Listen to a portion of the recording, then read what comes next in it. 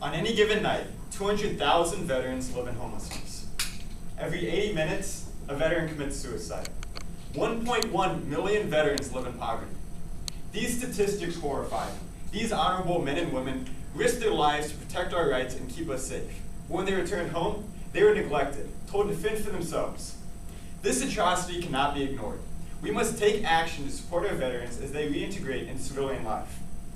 First, I'll describe the problems our veterans face when they return home from the war. Then, I'll outline the actions we can take to assist them in this transition.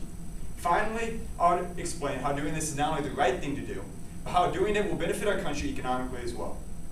It is our duty as a nation to support our veterans as they reintegrate into civilian life. War changes people. When our veterans return home, they don't just pick up where they left off.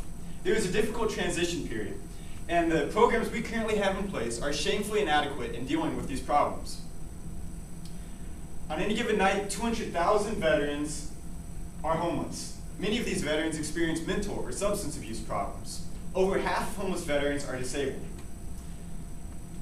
1.1 million veterans live in poverty. This is because when our veterans return home, they have trouble finding jobs or transitioning their skills into civilian work. The Bureau of Labor Statistics reported that 30% of veterans ages 18 to 24 are unemployed. This is almost 4 times the national rate of 7.7% unemployed in the US.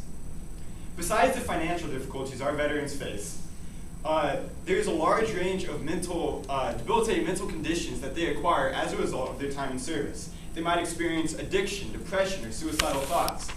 The Department of Defense estimates 22 veterans commit suicide every day. Many of these suicides are a result of PTSD, post-traumatic stress disorder. What's called shell shock or battle fatigue syndrome is a serious condition that develops after a person has experienced a traumatic event in which physical harm occurred or was threatened. Symptoms include flashbacks, nightmares, or severe anxiety. Army Specialist Purington says, "You can't undo the training. You know, you're trained to kill. When you come home, they don't teach you how to shut that switch off or transition those skills of combat into civilian life."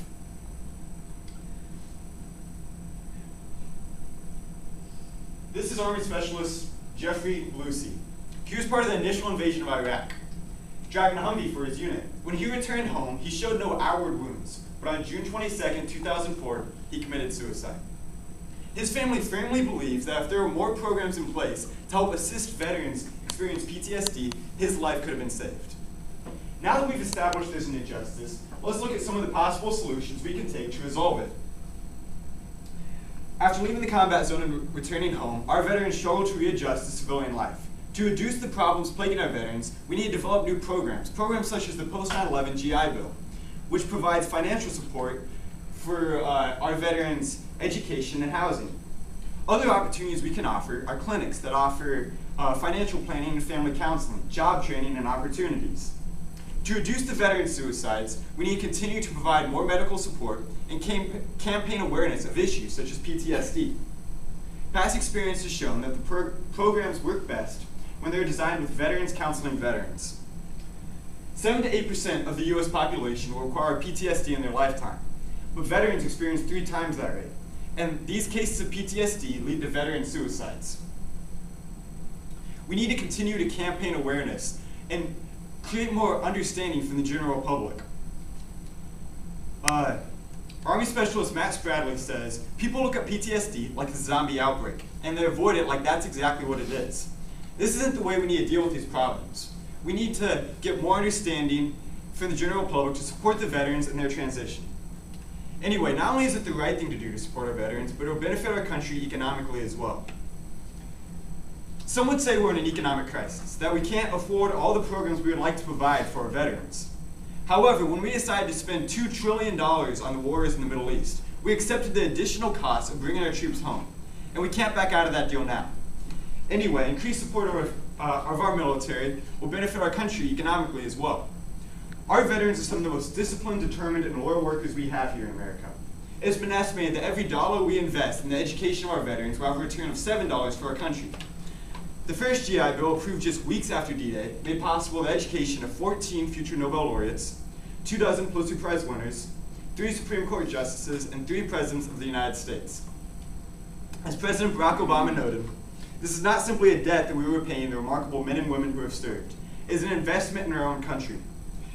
The veterans who are here today can lead the way to a lasting economic recovery and become the glue that holds our communities together. Whether you look at this problem economically or morally, increased support of our veterans is the right thing to do. You may not be able to vote yet, but you have a voice. Use that voice to help raise awareness of the current situation and the resources needed to resolve the injustice. In conclusion, the programs we currently have in place are shamefully inadequate in dealing with the problems our veterans face. To recap my 3 main points, first off, our veterans are facing a large range of mental and financial problems. Secondly, what we can do for them is develop new programs to assist them in this transition. Finally, not only is it the right thing to do, but it will benefit our country economically as well. Now we must ask ourselves, what kind of country are we? Are we a country that allows 200,000 veterans to live in homelessness every night? Are we a country that allows 30% of our young veterans to be unemployed? Are we a country that allows 1.1 million veterans to live in poverty? Sadly, the current answer to all these questions is yes. But it does not have to remain this way. We can help enact change that will enable each and every one of these veterans who are struggling because their country has ignored them. The choice is yours. Thank you.